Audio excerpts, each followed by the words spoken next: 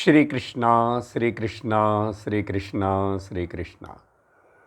గురుర్బ్రహ్మా గురుర్విష్ణు గురుర్దేవో మహేశ్వరః. గురుః సాక్షాత్ పరం బ్రహ్మ తస్మై శ్రీ గురవే నమః. తస్మై శ్రీ గురవే నమః. హరి ఓం తత్సత్. శ్రీమద్భగవద్గీత 3వ అధ్యాయం గడిచిన చివరి సత్సంగంలో పోయిన నెల 26వ శ్లోకం వరకు మనం అర్థమును చూసాము. ఆ 26వ శ్లోకాన్ని మరొకసారి చదివి జ్ఞాపకం చేసుకుందాం. శ్రీభగవానువాచ న బుద్ధిభేదం జనయేద్ అజ్ఞానాం కర్మసంగినాం జోషయేత్ సర్వకర్మాణి విద్వాన్ యుక్తః సమాచరన్.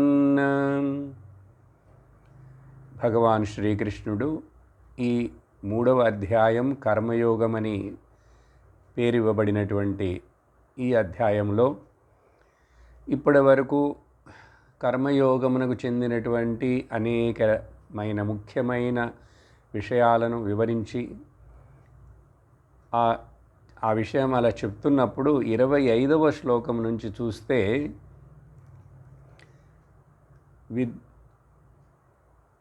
విద్వాంసుడు, హే భారత అర్జున, విద్వాంసుడు అంటే ఎవరైతే గురువును ఆశ్రయించి శాస్త్రమును చక్కగా విని అర్థము చేసుకొని కర్మను కర్మయోగముగా చేస్తూ అది మాత్రమే కాకుండా తాను జ్ఞానము కోసం కూడా ప్రయత్నం చేస్తూ లేక జ్ఞానము పొంది ఉండినటువంటి వాడు విద్వాంసుడు. విద్ తెలుసుకున్నవాడు. ఏమి తెలుసుకున్నవాడు? తత్వమును తెలుసుకున్నవాడు. రాబోయే శ్లోకంలో చెప్తారు తత్వవిత్తు అని. అటువంటి ఆ విద్వాంసుడు ఎలా ప్రవర్తించాలి ఈ లోకంలో? ముక్కు మూసుకొని, చెవులు మూసుకొని, కళ్ళు మూసుకొని కూర్చోవాలా ఎప్పుడు అంటే అలా కాదు. అతడు అందరిలాగానే అందరి మధ్యలోనే తాను కూడా కొన్ని మతపరమైనటువంటి విషయాలను కూడా చేస్తూ చూపిస్తూ అందరితోటి కలిసిమెలిసి ఉంటూ అందరి యొక్క ఉన్నతి కోసం ప్రయత్నిస్తూ లోకం క్షేమం కోసం అతడు పనిచేస్తాడు. లోక సంగ్రహం చికీర్షు. చికీర్షు అంటే ఎవరైతే కర్తుం ఇచ్చుహు చెయ్యాలని ఆశపడుతున్నటువంటి వాడు.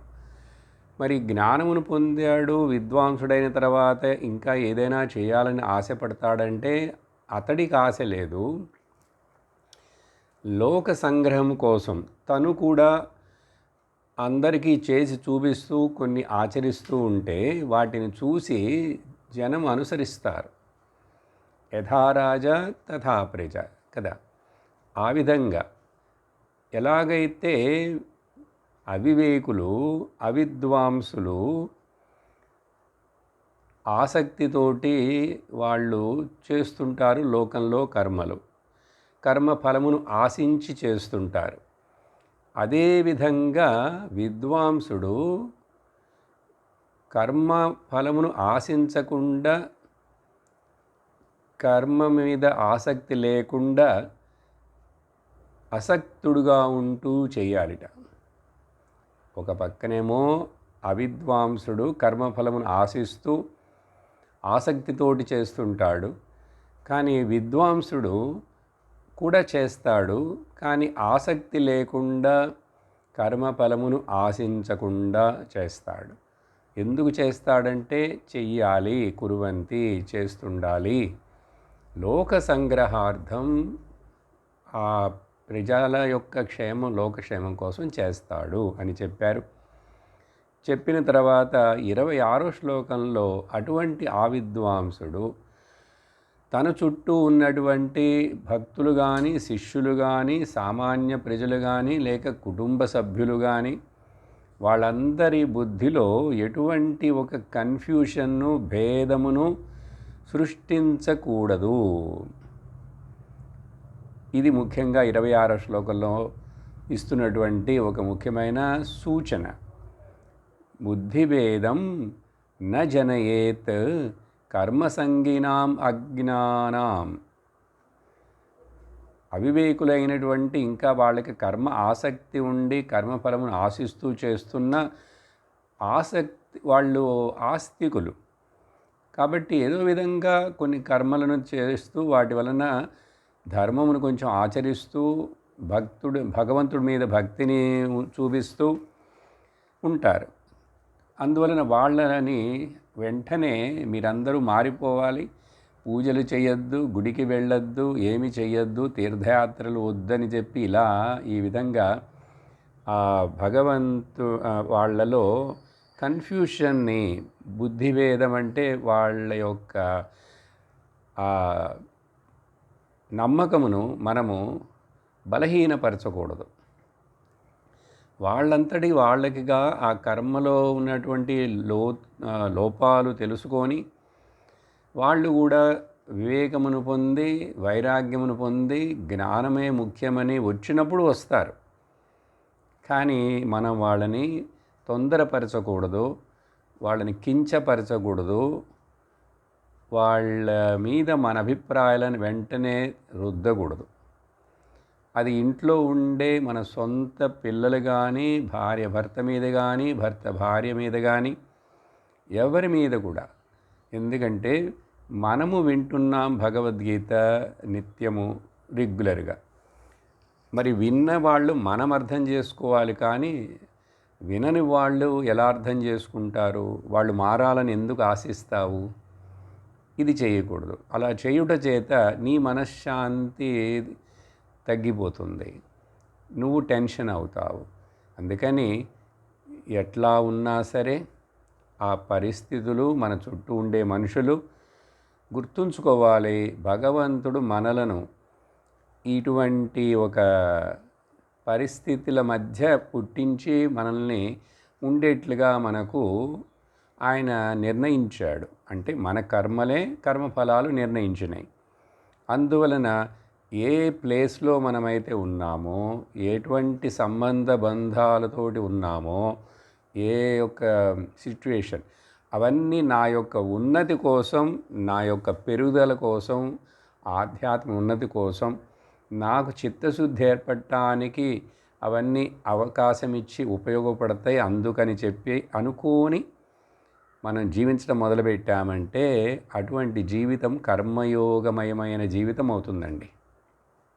అర్థమవుతున్నదా? అందుకని కర్మయోగం అంటే సింపుల్గా చాలా విషయాలని చెప్పాను, మనం విచారణ చేశాము గడిచిన క్లాసుల్లో. యాక్సెప్టింగ్ ఎవ్రీథింగ్, రిజెక్ట్ నథింగ్, అదే సమయంలో రిటైనింగ్ నథింగ్. ఈ 3 గుణాలు అద్దానికి ఉంటాయిట. అద్దం ముందు చూసారా, మిర్రర్, అది అన్నిటినీ ప్రతిబింబ చేస్తుంది. దాని ముందుకు వచ్చి నిలబడిన ఏ వస్తువు అయినా, ఎవరైనా సరే, రాముడు రానివ్వండి, రావణుడు రానివ్వండి, విలన్ రానివ్వండి, హీరోయిన్ రానివ్వండి, అందరినీ ప్రతిబింబజేస్తుంది. ప్రతిబింబం కనిపెట్టాడు కాబట్టి అన్నిటినీ ఒప్పుకుంటుంది. అది దేన్ని కూడా అది తిరస్కరించదు. అదే సమయంలో దేనిని కూడా తన యందు పెట్టుకోదు. 3 పాయింట్లండి. అన్నిటినీ accepting everything, rejecting nothing and retaining also nothing. ఏది తను ఉంచుకోదు, కానీ ప్రతిబింబ చేస్తుంది. చూసారా? అట్లా మనం కూడా మన చుట్టూ ఉండేటువంటి ఈ మనుషులు, వాళ్ళ ప్రవర్తనలు, ఆ పరిస్థితులు ఇవన్నీ మారుతూ అట్లా ఉన్నప్పటికి కూడా వాటన్నిటితోటి నేను అట్లా సాక్షిగా ఉంటూ చూస్తూ ఉంటాను. వాటి యొక్క ప్రభావం నా మీద పడకుండా చూసుకుంటాను. నేను ఇవన్నీ నాకు భగవంతుడిచ్చినటువంటి ఒక సిట్యుయేషన్, ఈ యొక్క ఎన్విరాన్మెంట్, ఇవి నా ఉన్నతి కోసం, నాకు పరీక్ష ఇదంతా. అన్నీ బాగుంటే ఇంకా పరీక్ష ఏముందండి జీవితంలో? కొన్ని అట్లా అట్లా ఉడుదుడుకులు ఉంటేనే కదా అవి మనల్ని పక్వపరుస్తాయి. నన్ను ఆధ్యాత్మికంగా పెరిగేందుకు, నా మనస్సుకి స్థైర్యాన్ని, చిత్తమునకు శుద్ధిని ఇస్తాయి అని గుర్తించి చేయాలి. అప్పుడు ఇటువంటి విద్వాంసుడు అలా వాళ్ళలో కన్ఫ్యూషన్ కలిగించకుండా వాళ్ళని ఇంకా చెయ్యమని ఎంకరేజ్ చేస్తూ, కొన్ని విషయాలని తాను కూడా చేస్తున్నట్లుగా వాళ్ళతో పాటు కలిసి చేస్తూ, సమ్యక్ ఆచరన్ విద్వాన్, ఎవరితడు యుక్త, చక్కగా ఇతడు అర్థం చేసుకున్నాడు విషయాన్ని, ఇతడికి ఏమీ అలా వాళ్ళతో పాటు కలిసి ఉంటూ చేస్తున్నందువలన ఇతడికి ఏమి నష్టం లేదు.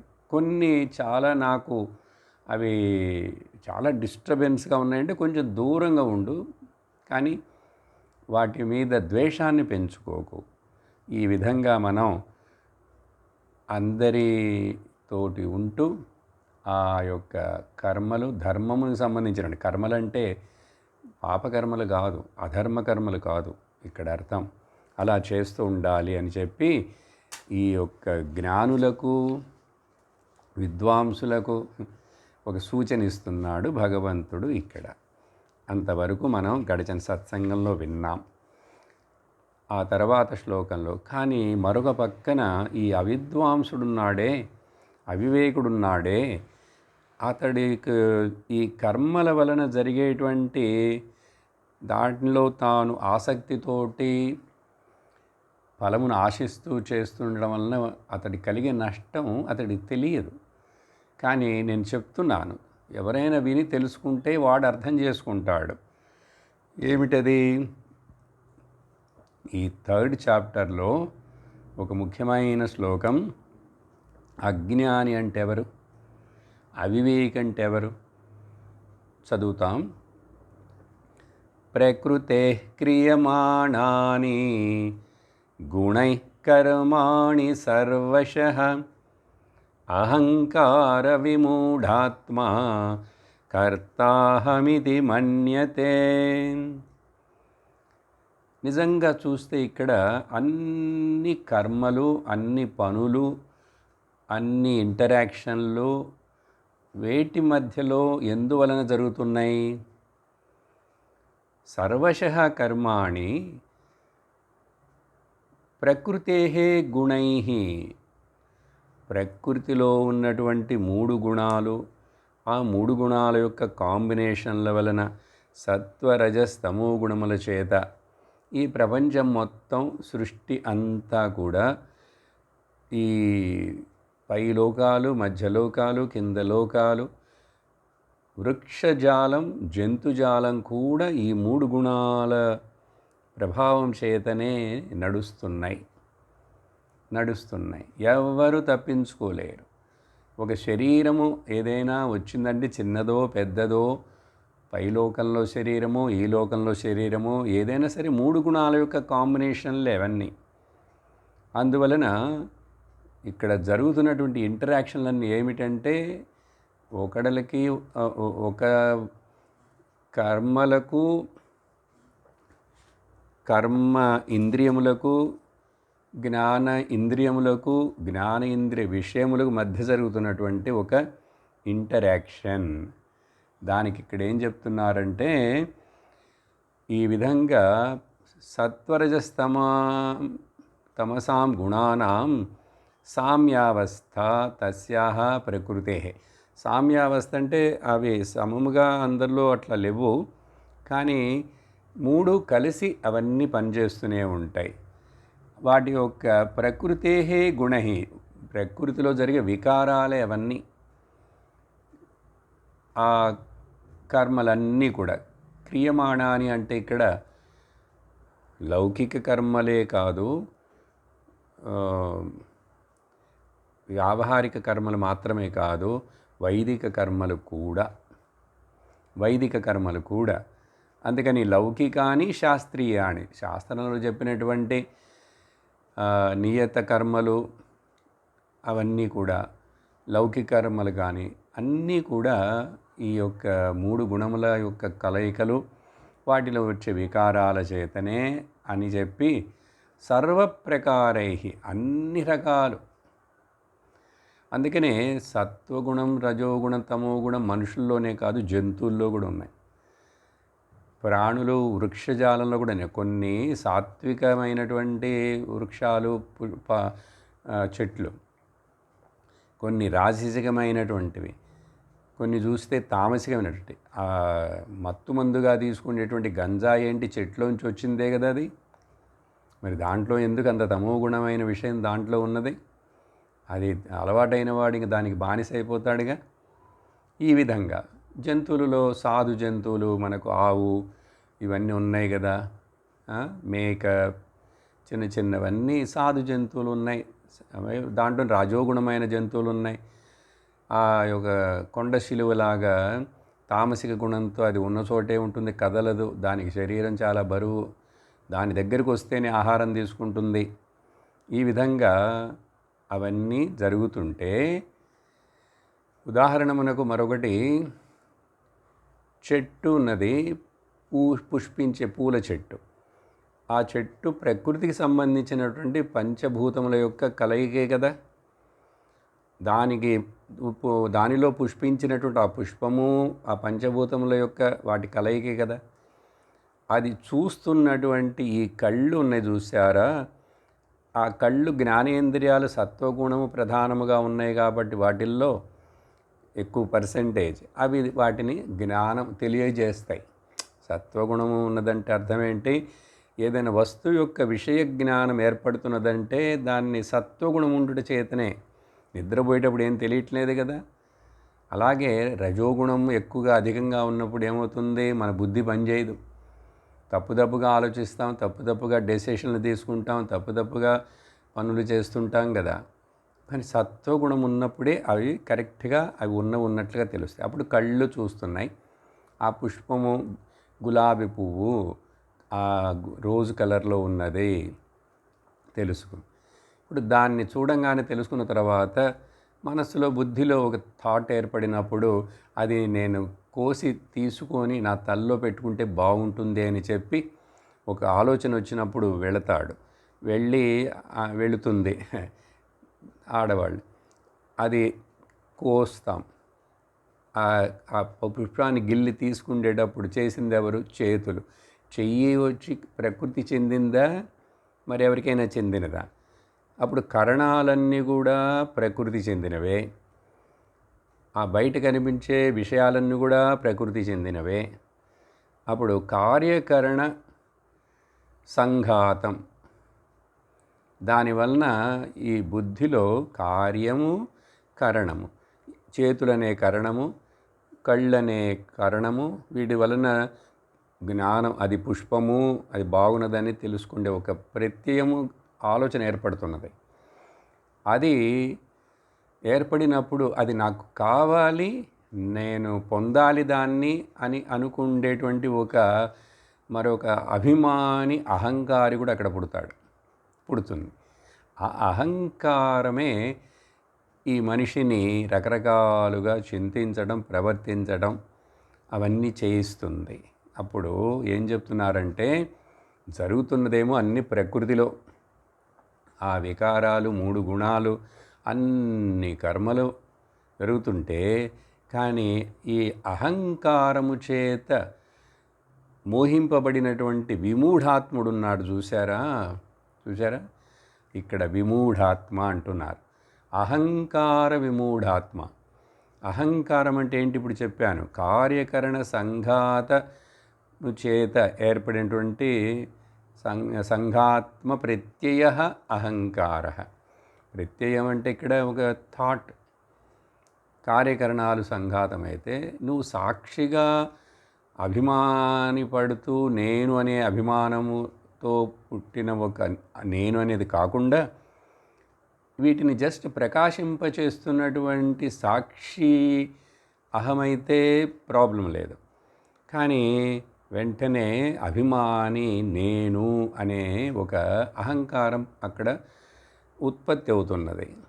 అహంకారం అనేది కూడా ఒక థాటే, అదేమీ ఒక వస్తువు పెద్ద భూతం లాంటిది కాదు. కానీ చాలా బలంగా అది ఈ మనుష్యుణ్ణి అజ్ఞానంలోనే ఉంచటానికి కారణమవుతున్నది.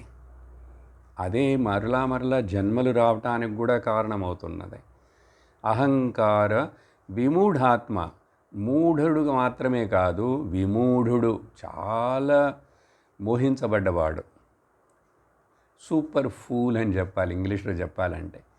అటువంటి విమూఢాత్ముడు ఏమనుకుంటాడు? నేను చేస్తున్నాను, నాకు కావాలి, అది నాది, నేను పెట్టుకుంటే బాగుంటుంది, నేను పొందితే బాగుంటుంది, నేను చేస్తున్నాను, కర్త అహం ఇది. కానీ జరుగుతున్నది వేటి మధ్య? చేతులు, కరణాలు, ఇంద్రియాలు, జ్ఞానకర్మేంద్రియాలు, వాటికి సంబంధించిన ఫీల్డ్స్, అవుట్ సైడ్ విషయాలు అన్నీ ప్రకృతికి చెందినవే. ప్రకృతి అంతా జడం. ప్రకృతిని ప్రకాశింపచేస్తున్న నేను చైతన్యం. ఆ చైతన్యం నేనుగా సాక్షిగా ఉంటే ప్రాబ్లం లేదు. కానీ అక్కడ అందుకనే కళ్ళు ఆ పుష్పాన్ని తెలియజేయటంలో తప్పు లేదు. తెలియజేసిన తర్వాత అంటే దాన్ని ఏమంటారు? తెలియజేయటాన్ని పర్సెప్షను అంటారు ఇంగ్లీష్లో. తెలియజేసింది. ముక్కు ఈ వాసనను తెలియజేసింది, చెవులు ఈ శబ్దాన్ని తెలియజేసినాయి. కానీ ఆ తర్వాత వచ్చే ప్రొజెక్షన్ ఉంది చూసారా? ప్రొజెక్షన్ అంటే ఊహ, ఇమాజినేషన్.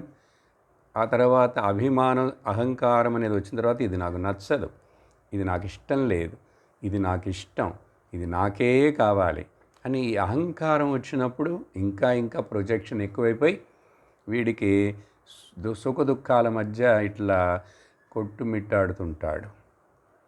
ఇది వీడికి అవసరం లేదు నిజంగా. వాటికి సంబంధం లేకుండానే తనకు తానుగానే ఉండొచ్చు సాక్షిగా, కానీ ఉండడు. ఎందుకంటే విమూఢుడు, మూఢాత్మ. ఈ విమూఢాత్ముడంటే వీడు చెప్పినా వాడికి అసలు వినడు, అర్థం చేసుకోడు.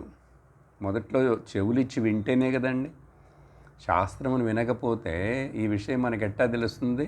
భగవద్గీత ఇంత గొప్పదనం ఉందా, ఈ కర్మయోగం అంటే ఇలాగ అర్థం చేసుకోవాలా, ఇది జీవితానికి ఎంత ముఖ్యం, ఇది అర్థం చేసుకోకుండా లోకం మీద కంప్లైంట్లు చేసి, మన చుట్టూ ఉన్న వాళ్ళ మీద కంప్లైంట్ చేసి, నా కర్మ మీద, నా తలరాత మీద నేను కంప్లైంట్ చేసి ఒక మొట్టికాయ వేసుకొని ఇవన్నీ ఎందుకు చేస్తాడు వీడు? మరి అప్పుడు మూఢుడా, వీడు వివేకుడా? వివేకం లేనివాడు. అందుకని విమూఢాత్మ అని కొంచెం గట్టిగానే తిడుతున్నాడు కృష్ణుడు. ఒకరోజు కాకపోతే మరొక రోజుకి అర్థం చేసుకో. నేను ఇంత మాట్లాడి చెప్పి పెట్టాను భగవద్గీత 18 అధ్యాయాలు. ఎవరి కోసం విన్నావా ఎప్పుడైనా? ఒక గురువు దగ్గరికి వెళ్ళాలి, సత్సంగం వినాలని ఆశ వచ్చిందా? మరి అప్పుడు నిన్ను విమూఢుడని పిలవక ఏమైనా పిలవాలి? అందువలన విమూఢాత్ముడు.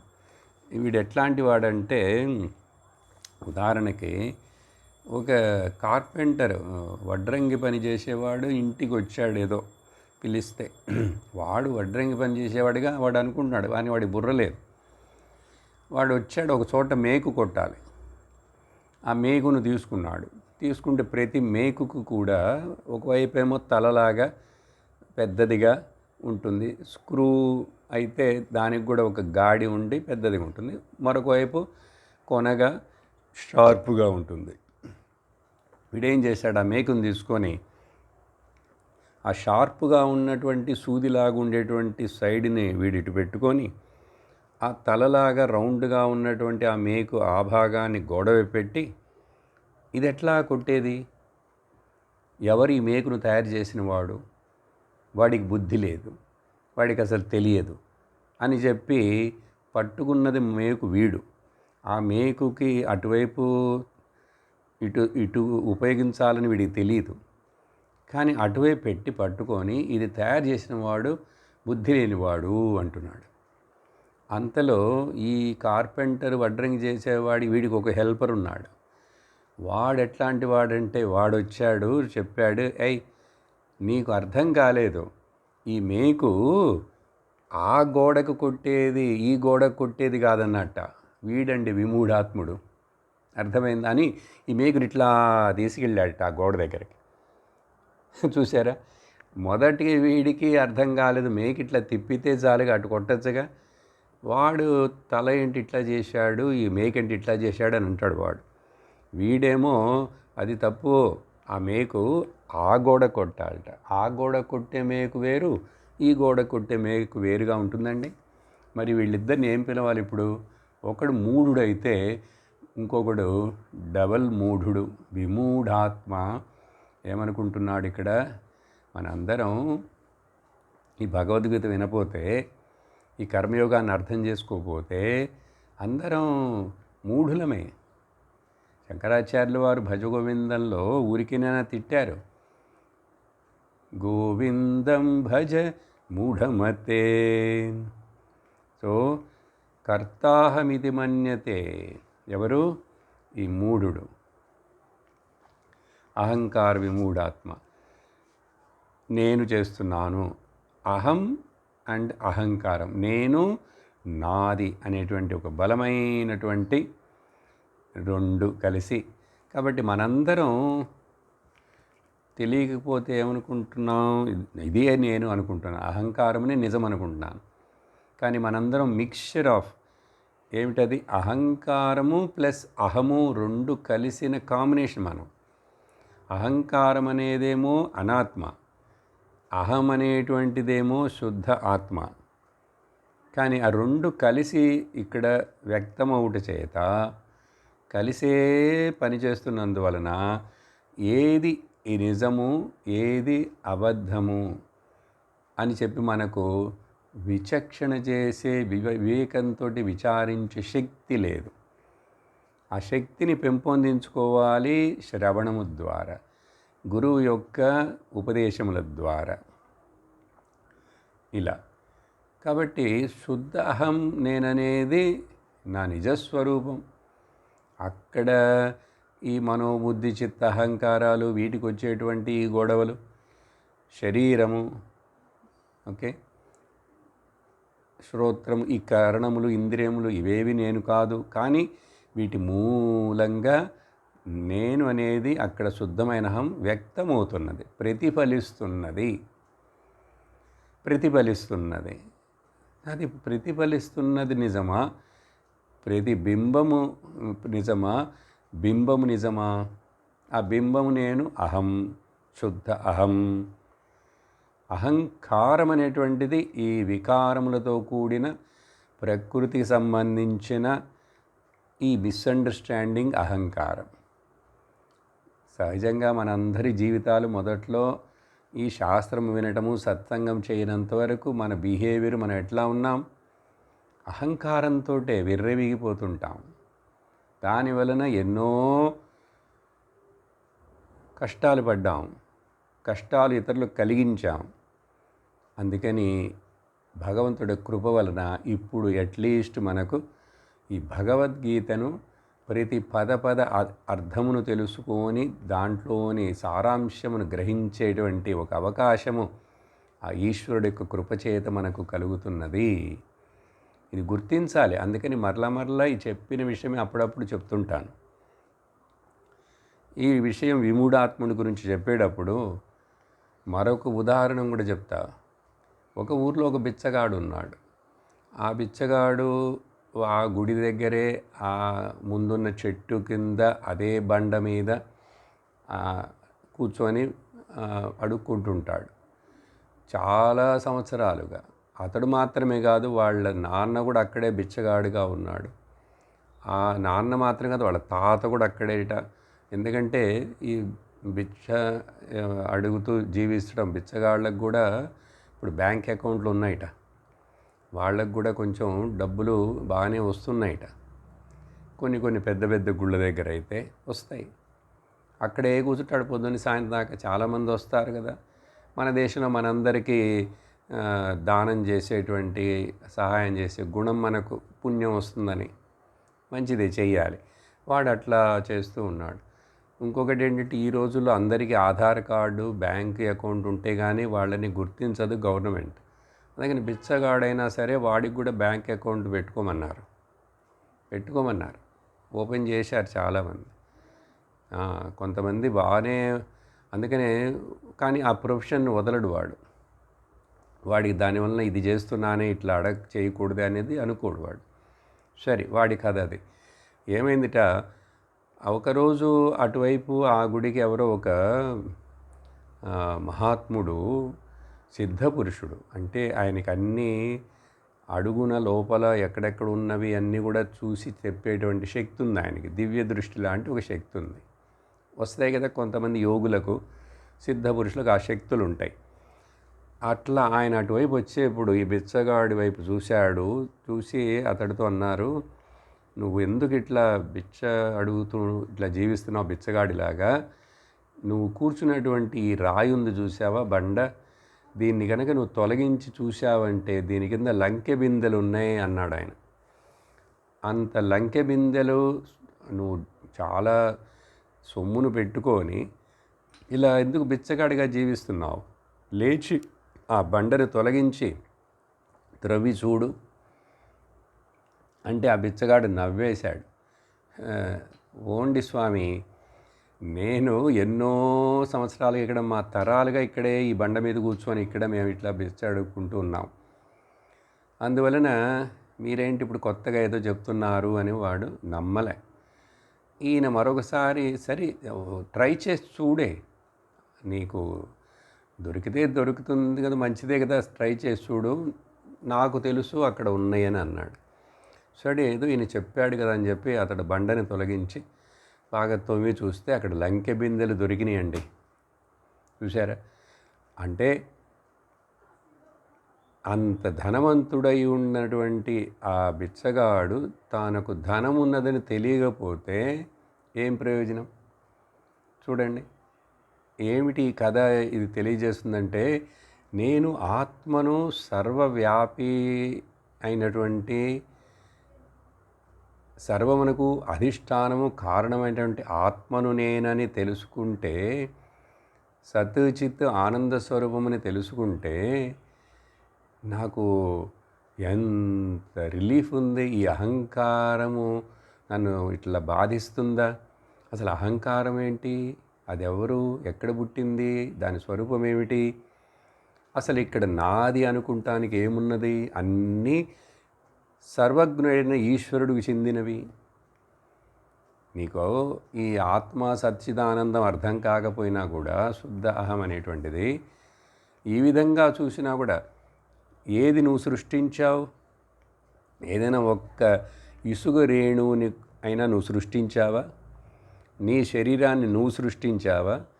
నీ శరీరంలో ఉన్న కణాలను నువ్వు తయారు చేస్తున్నావా? నువ్వంటే ఏంటి? అహంకారంగా నేననే చెప్తున్నావే. నేను సంపాదిస్తున్నాను, నేను వండుకున్నాను, నేను తింటున్నాను, నేను చేసి చూపిస్తాను, నేను చేశాను అని ఇట్లా విర్రవీగుతున్నావు.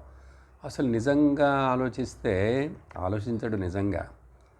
వీడికి నిజంగా నిదానంగా ఆలోచించేటువంటి టైము ఉండదు, ఓపిక ఉండదు. అహంకారంతో మోహించబడి వివేకమును కోల్పోయి మూఢుడుగా జీవిస్తున్నాడు. చదువుకున్న వాళ్ళందరూ విద్వాంసులు కాదండి. ఈ భగవద్గీతను చదువుకొని ఇలా విషయాన్ని అర్థం చేసుకున్న వాళ్ళే విద్వాంసులు. ఇది ఆ బిచ్చగాడి యొక్క కథ. మనందరం కూడా ఈ లోకంలో బిచ్చగాడు లాగానే, నాకు ఆనందం కావాలి, నాకు సంతోషం కావాలి, నన్ను ఎవరు ప్రేమించట్లేదు, వాళ్ళు నన్ను ఇట్లా డోర్ మ్యాట్ లాగా చూస్తున్నారు, నేను ఎంతో చేశాను ఆ పిల్లలకి. అందుకని మనం నిజంగా కర్మయోగంగా చేసిన వాడు నేను ఇంత చేశాను అంత చేశానని చెప్పకూడదండి. అది నీ యొక్క కర్మను తీర్చుటకు ఆ పిల్లలకు, ఆ మొగుడుకో, భార్యకో, చుట్టూ ఉండే పెద్దలకో, అత్తమామలకో నువ్వు చేస్తున్నావంటే అది నీ కర్మను నువ్వు అనుభవించడం కోసం, దాన్ని ఫలాన్ని అనుభవించి తీర్చుకోవడం కోసం చేస్తున్నావు. అదే సమయంలో నీకు చిత్తశుద్ధి ఏర్పడాలి. ఇదంతా ఈశ్వరుడి యొక్క కార్యము. ఇక్కడ నేనెవరు క్లెయిమ్ చేయటానికి? ఎవరు ఈశ్వరుడు? కర్మఫల దాత. నేనేదో ముందు జన్మల్లో కూడా ఇట్లా అని ఈ అహంకారముతోటి ఉంటూ అప్పుడు కూడా జ్ఞానాన్ని పొందక ఆ జీవితం అట్లా అయిపోతే మరలా ఆ బ్యాలెన్స్ ఉన్నటువంటి నా కర్మఫలాలన్నిటిని అనుభవించడం మళ్ళీ పుట్టాను. ఆ కర్మఫలం నాకు కరెక్ట్గా వచ్చేట్లుగా డిస్ట్రిబ్యూట్ చేయటానికి ఆయన ఒక మీడియేటర్. ఈశ్వరుడు అంటే ఆయనకేంటి పక్షపాత బుద్ధియా, నీ మీద కోపమా? మనం ఏం చేస్తాం? చుట్టూ ఉండే వాళ్ళ మీద కంప్లైంట్ చేస్తాను, లేకపోతే నా తల అని నేను రాతని చెప్పి నా తలని బాదుకుంటాను. లేకపోతే భక్తి అని పేరు చెప్పి అక్కడ ఏం చేస్తాము? ఆ దేవుడి దగ్గరికి, ఆ గుళ్ళకు వెళ్ళి అక్కడంతా కూడా ఏడుస్తాం, వాపోతాం, కంప్లైంట్ చేస్తాం అక్కడ కూడా. అప్పుడు మెజారిటీగా లోకంలో మనందరం చాలా సార్లు అందరం కంప్లైంట్ బాక్స్ లాగానే జీవిస్తాం. ఎండ ఎక్కువ ఉంటే అయ్యయ్యో ఎండ ఎక్కువగా ఉంది, అసలు గాలే రావట్లేదు అంటాం. వర్షాలు ఎక్కువ పడుతున్నాయి అంటాం, మళ్ళీ చలి ఎక్కువ వస్తున్నది అంటాం. ఏది వచ్చినా నువ్వు దాన్ని తట్టుకోలేక సహించలేకపోతే నీకు ఇంకా మరి భగవంతుడు ఏం చేస్తాడు? చూసారా? అందుకని తితిక్ష కావాలి అని మనకు సాధన చతుర్య సంపత్తిలో ఒకటి చెప్పబడింది కదా. సహనం కావాలి. సహనం సర్వదుఃఖానం హానిరస్యోపజాయతే. సహనం సర్వదుఃఖానం. అన్ని దుఃఖాలు ఎటువంటి వచ్చినా కూడా తట్టుకొని నిలబడి వాటిని నీకు పరీక్షలు, నిన్ను తీర్చిదిద్దేందుకు వస్తున్నటువంటి ఒక స్టెప్పింగ్ స్టోన్స్గా తీసుకోవాలి. చూసారా? కానీ ఇట్లా చెయ్యలేదు ఈ అహంకార విమూఢాత్ముడు. కానీ మరొక పక్క చూడు, ఈ అహంకారము లేకుండా ఉన్నటువంటి జ్ఞాని విషయాన్ని చెప్తున్నారు. కాంట్రా పిక్చర్ 28వ శ్లోకంలో ఏమిటి ఇక్కడ? తత్వవిత్తు మహాబాహో గుణకర్మ విభాగయో గుణాగుణేషు వర్తంతే ఇతి మత్వా న సజ్జతే. తత్వవిత్ తు, అది రెండు కలిపి చదివితే తత్వవిత్తు. విత్తు అంటే ఏదో వేప విత్తు, మామిడికాయ విత్తు అట్లాంటి గింజ అని చెప్పడానికి అర్థం కాదండి ఇది. విత్ అంటే తెలుసుకున్నవాడు. ఏం తెలుసుకున్నాడు? తత్వమును తెలుసుకున్నవాడు. తత్వం రెండు కలిపితే తత్వం అండి. అందుకనే ఆయన బ్రహ్మంగారు తత్వాలు పాడారు అంటారు. అదేంటి తత్వాలను పాడటం ఏంటి? త్వం నువ్వంటే ఎవరు, ఆ పరమాత్ముడు అంటే ఎవరు అని చెప్పి అది ఆ రోజుల్లో వాళ్ళ లోకల్ భాషల్లో ఆ విధంగా పాడారు. జానపద గీతాలుగాను తత్వాలు పాడారు బ్రహ్మంగారు. అంటే ఏమిటది? తత్వం గురించి మహావాక్య విచారణను వాళ్ళు పాటలుగా పాడారు భక్తులు. మహావాక్యం ఏమిటి? ముఖ్యమైన మొదటి మహావాక్యం తత్వమసి, చాందోగ్యోపనిషత్తులో వస్తుంది. అది నువ్వే, నువ్వు అదే, నువ్వు అదే అనే రెండు సర్వనామాలను వాడారు. తత్ అనేటువంటిది సర్వనామమే, త్వం అనేటువంటిది సర్వనామమే. నువ్వు అది, అదే నువ్వు. మరి అదంటే ఏమిటి? ఈ నువ్వు అనేటువంటిది నిజంగా కరెక్ట్ అయిన నువ్వేంటో తెలియాలి కదా. నేను నువ్వు అన్నానంటే ఇంగ్లీష్లో కానీ యూ అని అర్థం ఏమిటండి? ఆ విన్న నేను ఎవరిని సంబోధిస్తున్నానో ఆ మనిషికి ఏమిటి ఫీలింగ్, భావన వస్తుంది? నేనా, నన్ను చెప్తున్నారు, నా గురించి అంటాడు. నేను అనే అతడికి భావన వస్తుంది. కానీ నేను యూ అని చెప్పినందువల్ల, నువ్వని చెప్పినందువలన. కాబట్టి నిజంగా చెప్పాలంటే ఇక్కడ యూ అనేటువంటిది పదం నిజంగా వేదాంతపరంగా ఆలోచిస్తే అసలు లేదు. ఎవరు ఎవరిని నువ్వు అని చెప్పినా కూడా నన్ను నేను నువ్వని చెప్పుకోనుగా. ఎదుటి వాళ్ళనే నువ్వని చెప్తాను, లేక అతడు అంటాను థర్డ్ పర్సన్గా. అయితే ఈ నువ్వు కానీ అతడు కానీ, ఆ అతడు నీ ముందుకు వచ్చినప్పుడు అతడు యు అవుతాడు. సెకండ్ పర్సన్ అవుతాడు కదా.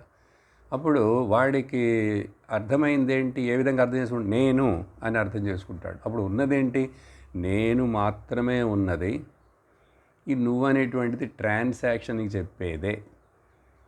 సరే, ఇది తత్వం విషయం కాబట్టి కొంచెం లోతుగా చెప్తాను. ఈ విధంగా ఏ మహాబాహో, నిజంగా చెప్పాలంటే ఈ తత్వమును తెలుసుకున్నవాడున్నాడే విద్వాంసుడని చెప్పానే 2 శ్లోకాల ముందు. ఆ విద్వాంసుడు తత్వమును తెలుసుకున్నవాడే విద్వాంసుడు. పాండిత్యమును ఏదో ఒక భాషను బాగా చదివాడు, రాస్తాడు, పాడతాడు, కవితలు రాస్తాడన్న వాళ్ళందరూ విద్వాంసులు కాదండి. ఆయన సంగీత విద్వాంసుడు, ఈయన సంస్కృత విద్వాంసుడు, ఆయన వేద పారాయణంలో విద్వాంసుడు అనేటువంటివి వాళ్ళ రకరకాల ఫీల్డ్లో విద్వాంసులు ఉన్నారు. అంటే ఆ ఫీల్డ్లో ఆ విద్యలన్నీ కూడా అపరావిద్యలు. అవి ఎన్ని తెలుసుకున్నా కూడా అపరావిద్యలు, అవన్నీ అవిద్యలే అన్నారు శంకరాచార్యులు వారు ముండకోపనిషత్ భాష్యం ప్రకారముగా అక్కడ.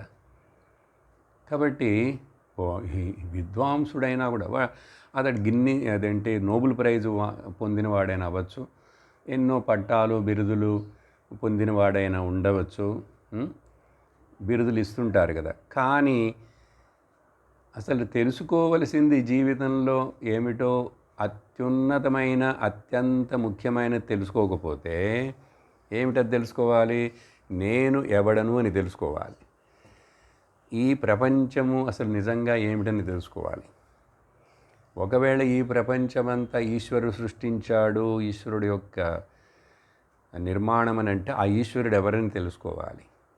ఈశ్వరుడికి ఈ జగత్తుకి నేను అని అనుకుంటున్న, జీవుడని భావిస్తున్న నాకు, ఈ మూడిటికి మధ్యలో ఉన్న సంబంధం ఏమిటి, ఇదండి. ఇది కరెక్ట్గా ఉన్నది ఉన్నట్లుగా సరిగ్గా తెలుసుకుంటే, శాస్త్రం చెప్పినట్లుగా, ఉపనిషత్తులు చెప్పినట్లుగా, దెన్ నువ్వు తత్వవిత్తుడివి. మరి దేని చేత కూడా కాదు. అందుకని ఇది పరావిద్య. విద్యలన్నిటిలో కంటే అత్యుత్తమైనటువంటి పరమైనటువంటి విద్య. ఈ విద్యను తాను తెలుసుకొని అనుభవం తెచ్చుకున్నవాడు జ్ఞాని. అందుకని జ్ఞానికి మనం విద్వాంసుడిని పిలిచినాను, పిలవకపోయినాను, ఆయనకి డాక్టరేట్లు ఇచ్చినాను, ఇవ్వకపోయినాను, ఏ బిరుదులు ఇచ్చినాను, ఇవ్వకపోయినాను, ఆయన ఏమీ వాటి గురించి పట్టించుకోడు. ఇవి ఎవరో బిరుదులు ఇచ్చి నన్ను పొగిడటానికి కాదుగా ఈ జ్ఞానం. ఈ జ్ఞానం పొందిన వాడికి అసలు పొగడతలేంటి, మానాలేంటి, అవమానాలేంటి, రాగాలేంటి, ద్వేషాలేంటి, ఏముంటాయి, ఏముండవు. ఈయన అన్నిటికీ అతీతుడై ఉన్నవాడు కాబట్టి తత్వవిత్. ఏమిటి తత్వవిత్తు, తత్వాన్ని తెలుసుకున్నాడు కాబట్టి ఇది కూడా తెలుసుకున్నాడు. గుణకర్మ విభాగయోహో. ఏమిటి తత్వమును తెలుసుకోవడం అంటే ఈ మొదట ప్రపంచం, ప్రకృతి గురించి, ఇవన్నీ ఇక్కడ జరిగే కర్మలన్నీ కూడా గుణకర్మము, ఆ గుణము యొక్క ప్రభావం చేత ఆ కర్మలు విభజించి చేయబడి ఉన్నాయి ఇక్కడ. గుణకర్మ విభాగయో అంటే గుణ విభాగస్య కర్మ విభాగస్య. గుణాలు వాటి ఫంక్షన్లు, ఇంకేమున్నాయి అక్కడ చూడండి. మెలుగుతో ఉంటేనేమో రజోగుణంతో ఉన్నాం, అక్కడ సత్వగుణం కూడా ఉంటుంది, అప్పుడే అన్ని విషయాలు మనకు తెలుస్తున్నాయి. లేక సత్వగుణం అనుకుందాం మెలుగుతో ఉన్నప్పుడు. కానీ మెలుగుతో ఉన్నప్పుడు అందరూ సత్వగుణంలో ఉంటే లోకం బాగానే ఉంటుందిగా. అట్లా లేరే. అందువల్ల ఏం చెప్పాలంటే అది రజోగుణం అని చెప్పాలి. కలలో ఉన్నప్పుడు యాక్చువల్గా సత్వగుణం అని చెప్పాలి. నిద్రపోయేటప్పుడు తమో గుణం. సరే, అదే అట్లా ఉండనండి. మొత్తానికి ఆ 3 కాంబినేషన్లే ఇక్కడ. అప్పుడు గుణాలు, ఆ గుణం డామినేట్ చేస్తున్నప్పుడు నేను దానికి తగినట్లుగా ప్రవర్తిస్తాను. 3 గుణాలు అందరిలో ఉన్నాయి. ఆ 3 గుణాల యొక్క కలయికల చేతనే 4 రకాల స్వభావాలు తర్వాత 4 అధ్యాయంలో భగవంతుడు చెప్తాడు.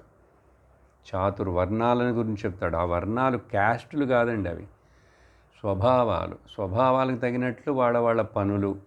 అందుకని ఆ పని చేస్తున్నాడంటే ఇతడి స్వభావం ఇది, బ్రాహ్మణ స్వభావం, క్షత్రియ స్వభావం అని చక్కగా ఒక విషయాన్ని చెప్పబోతాడు భగవంతుడు.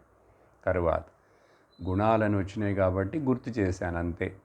గుణకర్మ విభాగయోహో ఏమవుతున్నది, ఈ గుణాః గుణేషు వర్తంతే. ఇక్కడ గుణాః అంటే కరణాత్మకాః, కరణములు చెప్పాను కదా ఇప్పుడే కొంచెంసేపు ముందు. ఈ జ్ఞానేంద్రియాలు, కర్మేంద్రియాలు, ద ఆర్గన్స్. ముఖ్యంగా గుణాలంటే ఇక్కడ జ్ఞానేంద్రియాలు. ఎందుకంటే మనకు మొదలు అసలు విషయం ఇది అదని తెలియజేయటానికి జ్ఞానేంద్రియాలు ముఖ్యం కదా. ఆ తర్వాత కర్మేంద్రియాలు పాల్గొనటం మొదలు పెడతాయి. సో జ్ఞానేంద్రియాలు వర్తంతే. గుణేషు అంటే విషయాత్మకేషు. కళ్ళు రంగు రూపాలను చూస్తాయి కదా, తెలుసుకుంటాయి. చెవులు శబ్దాలను తెలుసుకుంటాయి. ముక్కు వాసనలను తెలుసుకుంటున్నది. నాలిక రుచులను తెలుసుకుంటున్నది. చర్మం స్పర్శను తెలుసుకుంటున్నది. ఈ 5 రకాలైనటువంటి గుణేషు అంటే ఆయా ఇంద్రియ విషయములు. గుణాః అంటే ఇంద్రియములు. చూసారా, ఇక్కడ ఈ కాంటెక్స్లో గుణాలు అంటే సత్వరజస్తమో గుణాలని కాదు, అవి వాటి చేత ప్రవర్తింపబడుతున్నటువంటి ఈ యొక్క 5 జ్ఞానేంద్రియాలు. అవి వాటి ఇంటరాక్షన్స్ని అవి చేస్తున్నాయి లోకంలో. అందువలన కళ్ళు తెరిచుంటే రూపాన్ని చూడటం, తెలుసుకోవడం, రంగుని గుర్తించడం దాని యొక్క సహజ లక్షణం అది. అందువలన కళ్ళు ఆ రూపరంగులకు కళ్ళు నిజంగా అటాచ్ అవ్వట్లేదు, బంధించబడట్లేదు. అవి లోపలికి ఇన్ఫర్మేషన్ మైండ్కి వెళ్ళినప్పుడు అక్కడ ఈ అహంకారం అనే ఒక థాట్ ఉంది చూసారా, ఆ అహంకారి అభిమానపడుతున్న అతడో ఆమెడో అక్కడ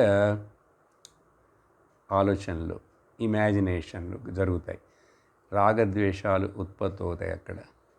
కానీ నిజంగా చూస్తే కంటికి రాగము లేదు, ద్వేషము లేదు.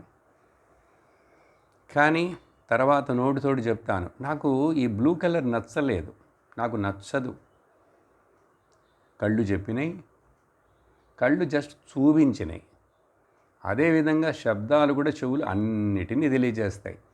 అప్పుడు నిజంగా చూస్తే శబ్దాలు చెవులకు దేనితోటి అటాచ్మెంట్ లేదు, కళ్ళకి దేనితోటి అటాచ్మెంట్ లేదు, ఏ ఇంద్రియానికి దేనితోటి అటాచ్మెంట్ లేదు. ఈ అటాచ్మెంట్ అనేటువంటిది అనుకుంటూ, భావిస్తూ, ఊహిస్తూ మోహపడుతున్నది ఎవరు? ఈ అహంకారి, అభిమాని. అబద్ధమైనటువంటి కల్పించబడినటువంటి ఈ థాట్, భావన. అందుకనే నిద్రపోయినప్పుడు ఈ అహంకారం మనస్సు అణిగుతున్నది కాబట్టి, ఆ మనస్సులో ఉన్నటువంటి అహంకారం అనే ప్రత్యయం కూడా అణిగిపోయింది కాబట్టి అక్కడ రాగము లేదు, ద్వేషము లేదు, అన్నీ సమంగా ఉన్నాయి. కాబట్టి ఇక్కడ అహంకారం లేదు ఇతడికి. గుణేశ్వర ఇతి మత్వ, ఈ విధంగా ఇలా తెలుసుకొని నా సజ్జతే, చిక్కుకుపోడు, బంధపడడు, బంధించబడడు.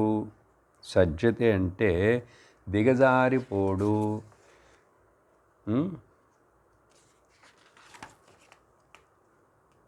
న సజ్జతే ఆసక్తిని పెంచుకోడు, డిటాచ్డ్గానే ఉంటాడు అని అర్థం. న సజ్జతే దిగజారిపోడు, మోసగించబడడు. ఏది వీటి వలన అహంకారపడడు, అటాచ్మెంటు పెంచుకోలేదు, దేనికి బానిసుడు కాడు. ఇన్ని అర్థాలు తీసుకోవచ్చు. న సజ్జతే ఊహించబడలేదు, భ్రమించబడలేదు, భ్రమించబడడు. చూశారా ఇద్దరికి ఎంత భేదం ఉందో. ఒకడేమో విమూఢాత్మ, మరొకడేమో తత్వవిత్. అప్పుడు మనం నిర్ణయించుకోవాలి, నేను విమూఢాత్ముడుగా ఉండాలా లేక తత్వమును తెలుసుకున్నవాడినిగా ఉండాలా. నాకు ఈ శరీరము దొరికింది, దీని యొక్క లక్ష్యం ఏమిటంటే తత్వమును తెలుసుకొనుటే. కాబట్టి తత్వవిత్ వీటి చేత మోహించబడు. ఎందుకంటే తను క్లియర్గా అర్థం చేసుకుంటున్నాడు. వివేకము చేత, విచక్షణ చేత విచారిస్తున్నాడు. ఎక్కడి నుంచి వచ్చింది ఆ వివేక శక్తి, విచక్షణాశక్తి?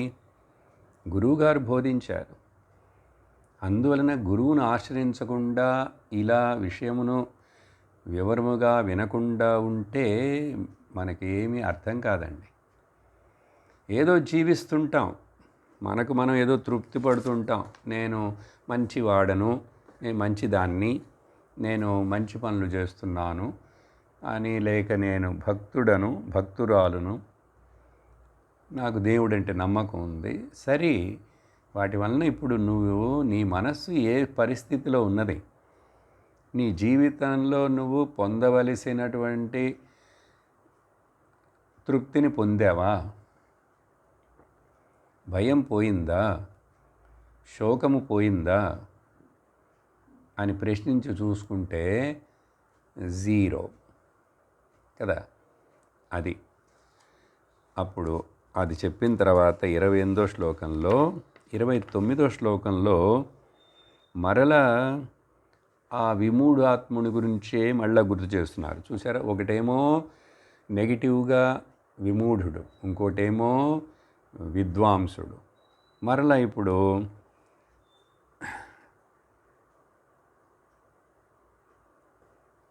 ఏం గుర్తు చేస్తున్నారంటే ఇక్కడ ఆ విమూఢులు అందరు అట్లా ఉంటే 26వ శ్లోకంలో చెప్పినట్లు మనము బుద్ధి భేదాన్ని వాళ్ళలో కలిగించకూడనేటువంటిది మరలా గుర్తు చేస్తున్నాడు కృష్ణుడు ఇక్కడ. అంటే వేదాంతం వింటున్నాం మనం, మనకు భగవద్గీత సత్సంగం చక్కగా రెగ్యులర్గా విని అర్థం చేసుకొని తత్వాన్ని జీర్ణించుకుంటున్నాం. అప్పుడు మనం వేదాంతం చదివి అర్థం చేసుకుంటూ ముముక్షులుగా ఉన్న మనకు ఒక సూచన ఆ 26వ శ్లోకంలో ఇచ్చినట్లుగానే ప్రకృతేర్గుణ సమ్మూఢాః సజ్జంతే గుణకర్మసు తాన్ కృష్ణవిదో మందాన్ కృష్ణవిన్న విచాలయేత్. మొదట 3/4 ఈ శ్లోకంలో ఆ అవిద్వాంసుడు గురించి చెప్తున్నారు. ఎవరు అవిద్వాంసుడు? మూర్ఖుడు, విమూఢుడు. ప్రకృతే గుణ సమ్మూఢాః. ఈ ప్రకృతిలో జరుగుతున్న ఈ గుణాలు, వీటి యొక్క ప్రవర్తనలు, కాంబినేషన్లు, వీటన్నిటి చేత మోహించబడ్డాడు. అవన్నీ నిజం అనుకుంటున్నాడు, అవన్నీ తనవి అనుకుంటున్నాడు. అందువలన ఆ గుణ అండ్ కర్మసు, గుణకర్మల యందు అంటే ఆ ఇంద్రియములు, ఆ ఇంద్రియముల చేత చేయబడే చేష్టలు, వాటి రిపోర్ట్లు, ఇన్ఫర్మేషన్లు, వాటన్నిటితోటి సజ్జంతే. అక్కడ నా సజ్జతే అని చెప్పారు, ఇక్కడ అటాచ్ అయిపోయాడు, నిజం అనుకుంటున్నాడు, వాటిల్లో పడిపోయాడు, కొట్టుకుపోతున్నాడు, వాటి బానిసుడయ్యాడు. చూసారా, సజ్జంతే. అప్పుడు అట్లాంటి విమూఢులు, అవివేకులు, అవిద్వాంసులు గుణకర్మలలోనే చిక్కుకుంటూ వాటికి ముఖ్యత్వం ఇస్తున్నటువంటి ప్రకృతి యొక్క గుణాలు, వాటి చేత మోహించబడినటువంటి సమ్మూఢులైపోయినటువంటి వాళ్ళెవరు? అకృష్ణవిద. వాళ్ళకి విషయం సరిగ్గా తెలియలేదు. కృత్స్న అంటే పూర్తిగా అని అర్థం. అకృత్స్న, కృష్ణ కాదండి, కృత్స్న. అకృత్స్న అంటే హాఫ్ నాలెడ్జ్ అని అర్థం. సగం తెలిసింది వాడికి. ఏదో ఆస్తికుడే. చూడండి, అందుకనే ఆస్తికుడిగా ఉన్నంత మాత్రాన, దేవుణ్ణి నమ్మినంత మాత్రానే జ్ఞానం రాదు. జ్ఞానమును పొందుటకు దేవుడు చెప్పిన మాటలు వినాలి. అది చెయ్యం మనం. అసలు సాక్షాత్తు భగవంతుడు, ఈశ్వరుడు, కృష్ణుడిగా అవతరించి చెప్తుంటే మరి ఎందుకండి వినరు జనాలు? దీని మీద ఎందుకు ఆశ రావట్లేదు, శ్రద్ధ రావట్లేదు? చూసారా? ఎందుకంటే అహంకార విమూఢాత్మ. వాడి లోపల అనుకుంటున్నదే, వాడికి తోచిందే, వాడికి నచ్చిందే అది కరెక్ట్ అనుకుంటుంటాడు. దూరపు కొండలు నునుపు అన్నట్లు అనుకుంటుంటాడు. అకృష్ణ విధ, ఎవరు వీళ్ళు? మందాన్, డల్ విట్టెడ్. పాపం వాళ్ళకి తెలియలేదు, వాళ్ళు వినలేదు, ఎక్స్పోజ్ అవ్వలేదు. వాడి కర్మ వాడంతే. అభాగ్యుడు, మందాన్ అంటే మందభాగ్యుడు, లేక డల్ విట్టెడ్. వాడికి ఇవి ఎక్కవు. ఇవి ఎప్పుడైనా చెవులో పడుతున్నట్లున్నా కూడా ఇవి అసలు అర్థం కాదు వాడికి. ఎందుకంటే మనస్సు వేరే వేటి విషయాల్లోనూ ప్రియాక్యుపై ఉన్నది, వాటి వెనక పరిగెడుతుంటుంది, వాటన్నిటికీ శ్రద్ధ చూపిస్తాడు. గుళ్ళకెళ్ళటాలు, తిరగటాలు అటువంటివన్నీ చేస్తాడు. కొన్ని మంచి పనులు కూడా చేస్తుంటాడు. సోషల్ సర్వీస్ అని పరిగెడతాడు, తీర్థయాత్రలను పరిగెడతాడు, అవన్నీ చేస్తాడు. కానీ డల్ విట్టెడ్. ఇలా కూర్చో విను, వారానికి ఒకసారి అయినా ఒక క్లాస్ విను అంటే వినలేడు, కూర్చోలేడు. డల్ విట్టెడ్, మందాన్, అకృష్ణ విధ. అట్లాంటి వాళ్ళను హాఫ్ కుక్డ్, కొంచెం కొంచెం తెలుసు వాళ్ళకి. కానీ పూర్తిగా ఇలా గురువు యొక్క ఉపదేశము చేత, శ్రవణము చేత బాగా తెలుసుకొని పూర్తిగా అర్థం చేసుకున్నటువంటి కృష్ణవిత్ అంటే బాగా కంప్లీట్గా పూర్తిగా అర్థం చేసుకున్నటువంటి కంప్లీట్ నాలెడ్జ్. ఏంటి కంప్లీట్ నాలెడ్జ్? దేని గురించి? కొంతమంది భగవద్గీత వాళ్ళకి మనోపాఠం, కంఠస్థం అండి. భగవద్గీత 18 అధ్యాయాలు కంఠస్థ చేసినంత మాత్రాన ఆ భగవద్గీతలో ఉన్నటువంటి విషయం నీకు సారం దొరకదు. అది సారమును, విషయాన్ని చెప్పేటువంటి గురువు దగ్గర నువ్వు వినయముతోటి, శ్రద్ధతోటి, భక్తితోటి కూర్చొని అనేక సంవత్సరాలు వినాలి. చూసారా? కొంతమందికి ఆ పారాయణాలు చేయటం, వాటిని కంఠస్థాలు చేయటం అంటే ఎంతో ఇష్టం, చాలా శ్రమ పడతారండి.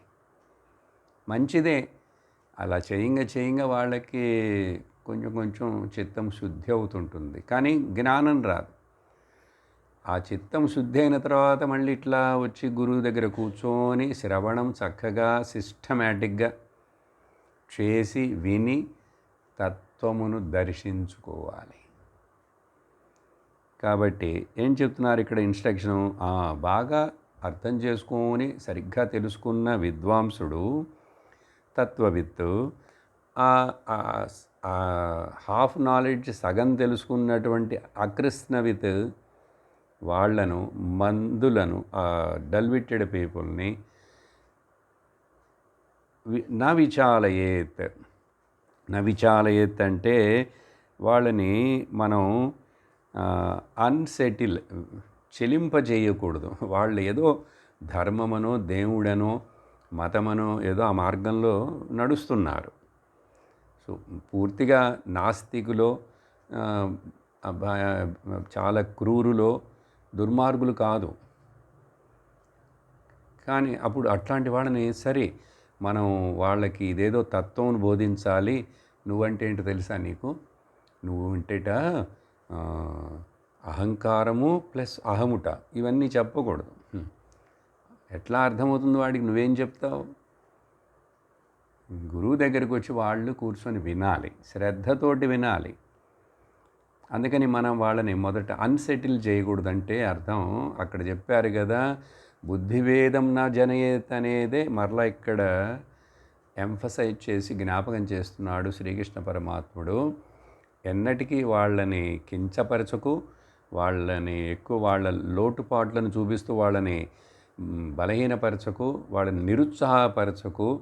వాళ్ళు ఆ మార్గంలోంచి ఇంకా నువ్వు ఇవన్నీ చెప్పి వాళ్ళని కన్ఫ్యూజ్ చేసి అది కూడా చేయకుండా అయ్యేట్లుగా చెయ్యకు.